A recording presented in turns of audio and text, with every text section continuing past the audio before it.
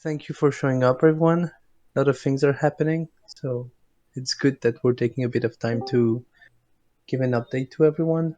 I think last committee call was early June, mid-June maybe. So apologies about that. Last month was FCC. We took a lot of our time and a lot of our energy too. So yeah, we did a really good month of July. So the goal of this community call is basically going to talk about how this happened and how to make a better month of August or even September. Maybe let's start by the first thing. If you look at the macro market, I know there was a big crash with the Luna. Turns out, even though we're correlated to ETH, we're not affected by this too much. If you look at our PAL ratio, we basically stuck to ETH and even counterperformed the market. So this is a good thing. Um, when we said governance was asymptotic to the market, we didn't think it would work this well this early into the project, but we're really happy to say that this has been happening. And I think it's going to show in the next data. When you look at how many people have been staking and locking, we're seeing that there's a very stable PAL market. Like holders really don't care about what's happening, and that's good because neither do we. In fact, we just keep building relentlessly until this keeps boom. This will boom. So yeah, maybe. Oh, we forgot to put the metrics. Do you have them in mind, Koga? If not, I think we're roughly at 75% of the supply that's stake, and maybe something that's 50% that's locked. If you take away the POL, is that around this ballpark? 50% of circulating supply, 75 without counting POL, and for locked, 25 of the circulating supply, and well, of course, a bit more if you remove the POL. Yeah, of course. So yeah, there's a big part of the actual liquidity that's just available to buy, but lots of people who actually are basically locking and trusting the project to keep on building, which is exactly what we're doing. So thank you for your trust, and we'll keep building. About the treasury. So we thought it was interesting to start adding a quick point on the treasury of the protocol. Of course, like every starting protocol, we have a lot of our own governance token, which is slowly being distributed over the years. And we're starting to have some non-negligible amount of other things. We have protocol on liquidity. We have roughly a bit more than 2 million of it. Take into account that we have a loan in our liabilities, and there's impermanent loss on this loan. But outside of that, we made around roughly $120,000 over the past 2 months. 80,000 of which were made in July. So we basically made 100% growth between June and July. Honestly, I don't know if we'll be able to do that way between July and August because that was pretty crazy. But I think we'll do at least as well, and if not better, in September, which I cannot wait for. So we're starting to make money. We have CRV, we have CVX, we have PAL. We did token swaps, which were very interesting. DPW's locked in is going to start directing liquidity to emissions towards the pools of people who are basically using our product on AP Wine. What's super interesting about the situation we're starting to be in today is that while we control a good chunk of the liquidity, which enables us to get a sensible farm out of it, it's also building flywheels around our products. So we're in a very interesting situation where the market is not doing very well, but we are.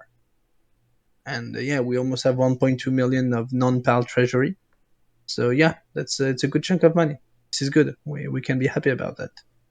So yeah, and as we go, we're slowly going to pay back the loan we have to Angle with our AG Euro. And yeah, that's about it. We're doing well. We want to keep doing well with that treasury. How do we make it better? And there's currently a proposal in the forums if you want to check it out to what should we do with this treasury.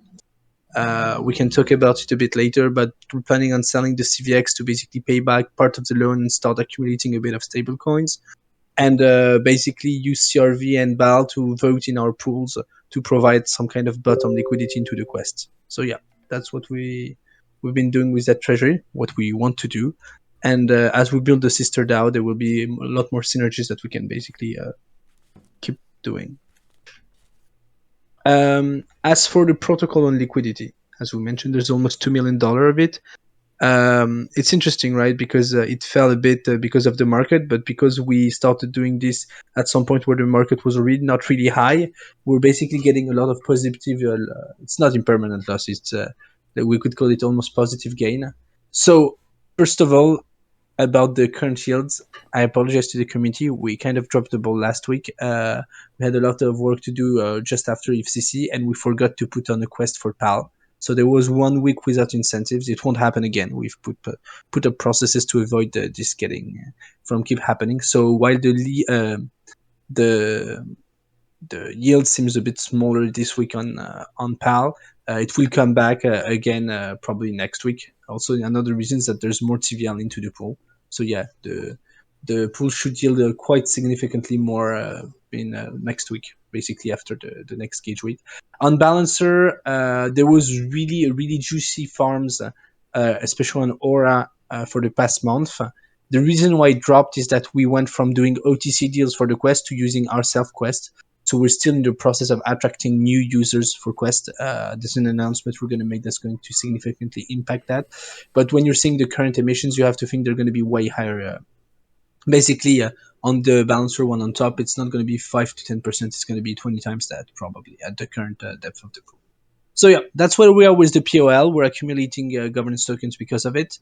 The goal is to basically get the $2 million treasury cash in case we have a problem in terms of development by the end of next year, so we can be sure we can keep building the project, and to try and generate over 100K a month by the end of the year.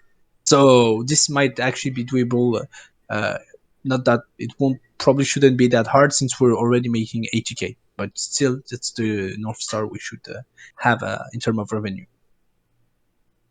Do you want to take it away, Koga?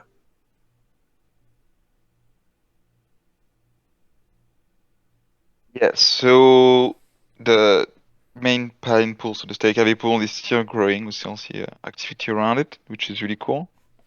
We went over during the month of July the 60,000 stake heavy amount, which means that we are more than 75% of what's needed to create a proposal on AAV in the pool. So now the game is still to continue accruing more stake AAV, grow the pool a bit more so we cross that threshold, and it's where it can start to be really interesting as a product.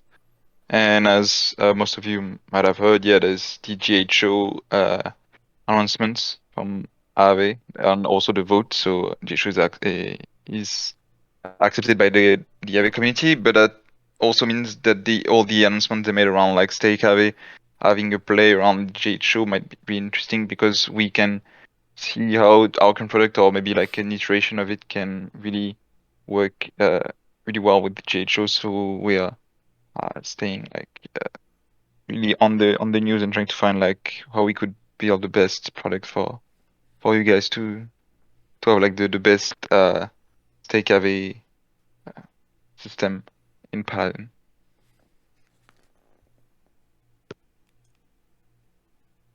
Yep. So the pool is doing well. The reason why we've been incentivizing it is that we really believe it is a very strong incentive. The challenge is going to be at finding the right way to actually harness this GHO opportunity, and probably if we have to migrating the pool because that's how it's going to do really well. But it becomes interesting because it's going to give us some kind of composable opportunity between what we're getting with the currently 9% in the safety module, plus selling the voting power, plus selling the minting power, plus potentially more. That's a lot. We'd be very fortunate if we were able to basically manage get all of this.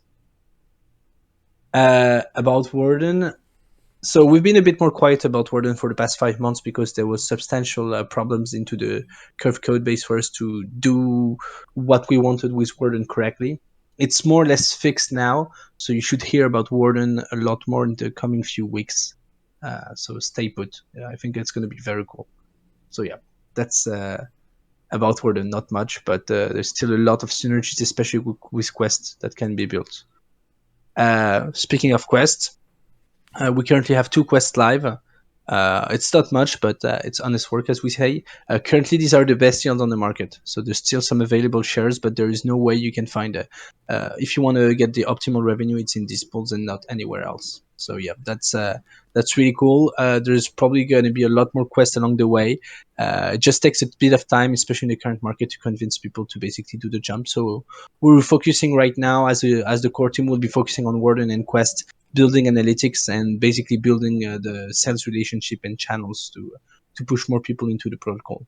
So yeah, the goal is basically to 5x the current revenue we're making on Quest. It was 10, but we made a lot last month compared to what we expected.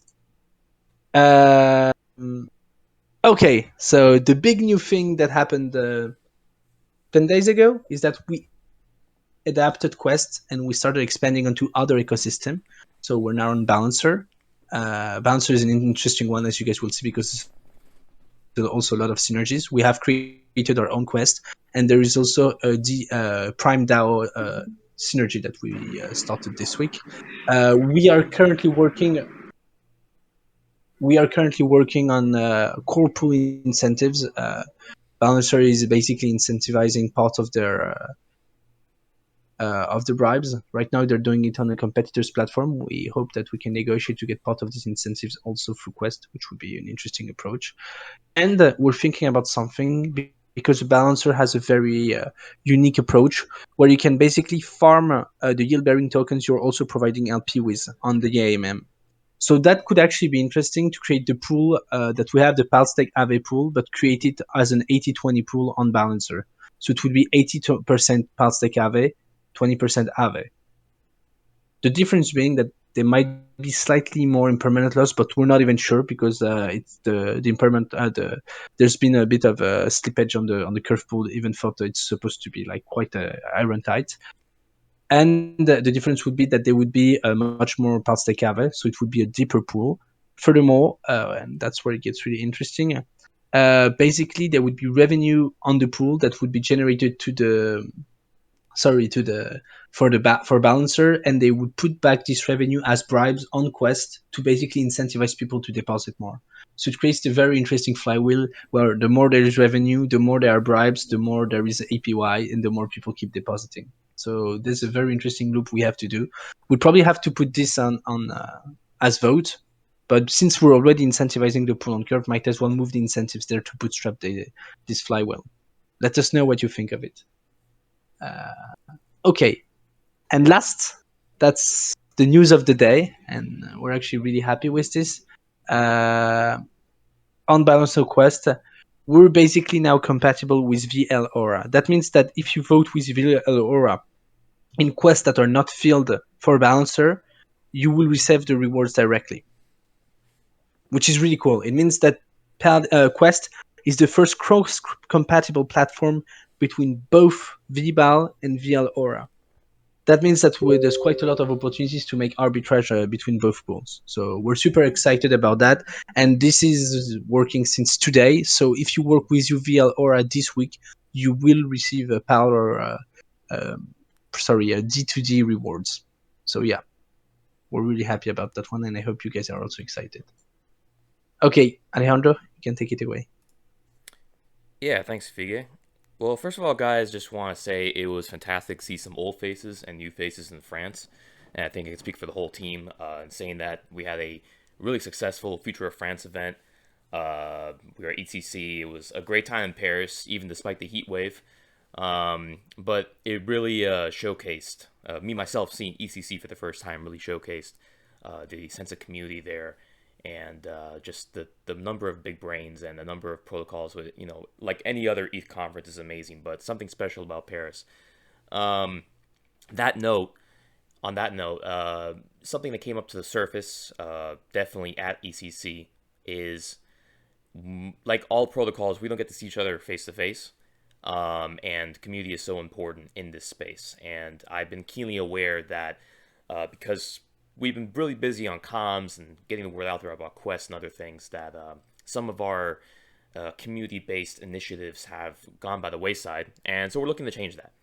The very first thing we're looking to change to get more community involvement and, have us become more of a family, create more cohesion, is we want to start office hours next week.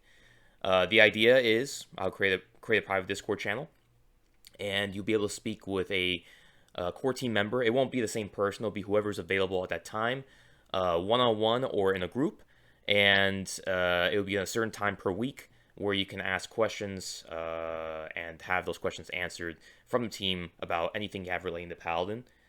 Think of it as university or office hours. Just going to see your professor. In this case, it's meeting the core team. So we'll be holding a poll next week to determine when the best time is for everyone. But hope that you all participate in the poll because we really want to make these office hours the best possible.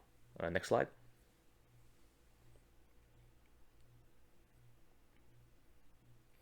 All right, so another initiative, game night. So the core team, we actually spoke about this a few days ago.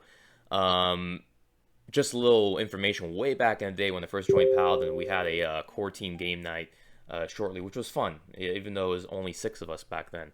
But think about it and saying, hey, why not have a DAO-wide one? So the idea is that next Thursday at 3 p.m. US, that's 9 p.m. French time, we'll be meeting at the Citadel on Whip. For those who don't know Whip, it's basically if you ever use a platform called Gather, you can see it's a little 8-bit style platform. We have a little Citadel in there, and you essentially can create an avatar, and you can walk up to a virtual table inside the building, and you have the option to turn your webcam on or off. So that's the closest thing you could be to real life, separated by computers. I myself can say I used a platform similar to this in the middle of the pandemic, and it was quite interesting to say the least, but it definitely felt more human. So I think it's very important to bring that to Web3.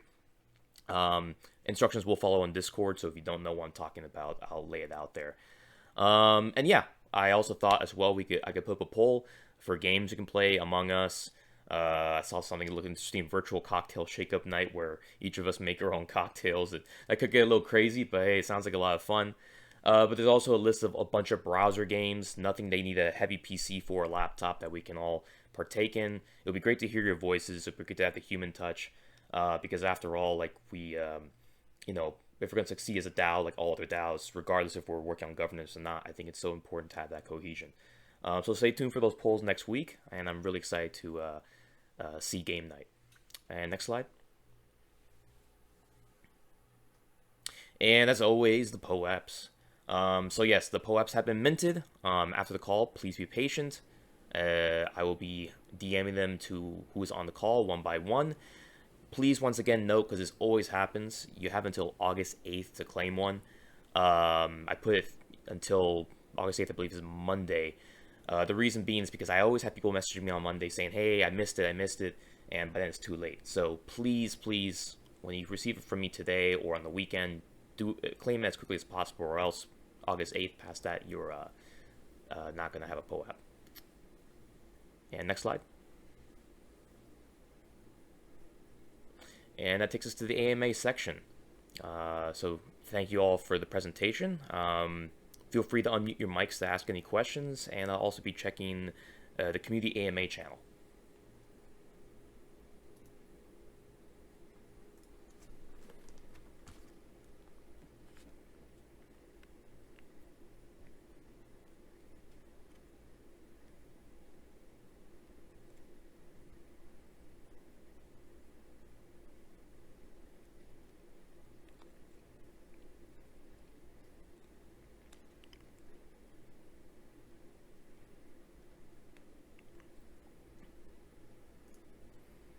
Appears you don't have any questions. Thanks for the comment, French Tony. Yeah, I'm looking forward to the future developments, everything that we spoke about.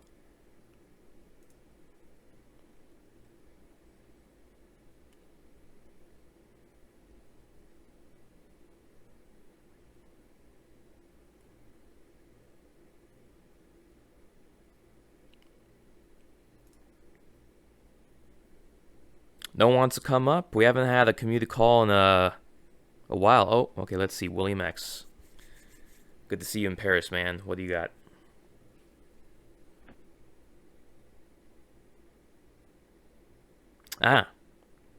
William X writes, what are the plans with stake WR? Was that a typo? Oh, go. Okay. Figa, Koga, I think you can potentially take that question.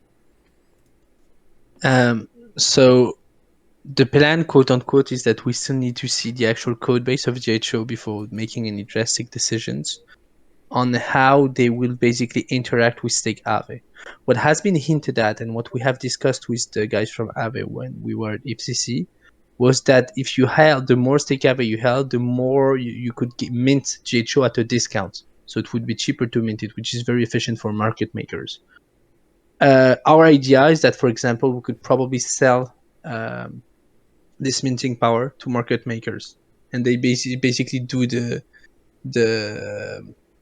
the arbitrage themselves and just pay back interest, and then we could redistribute this interest to Stake Aave holders. Depending on the complexity of this implementation, we might have to write a V2 vault, and then this V2 vault could be used. So we'd have to migrate to incentivize the migration or something to make this happen. This is still a work in progress. There's nothing to announce today. There's a lot of things we want to build with Spell Stake Aave, to be honest, that we kind of have to wait to be sure and to have a timeline of on all of this. But I think the only thing we can all agree on is that this is bullish for our pool because, as a reminder, we are the seventh biggest. Our EOA is basically the seventh biggest address containing Stake Aave, which is quite a comfortable situation right now.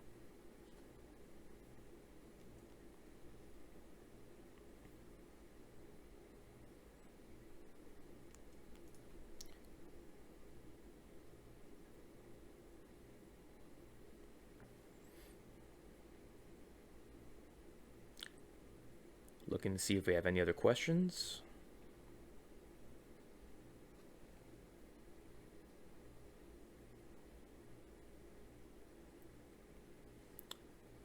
French Tony, what do you got?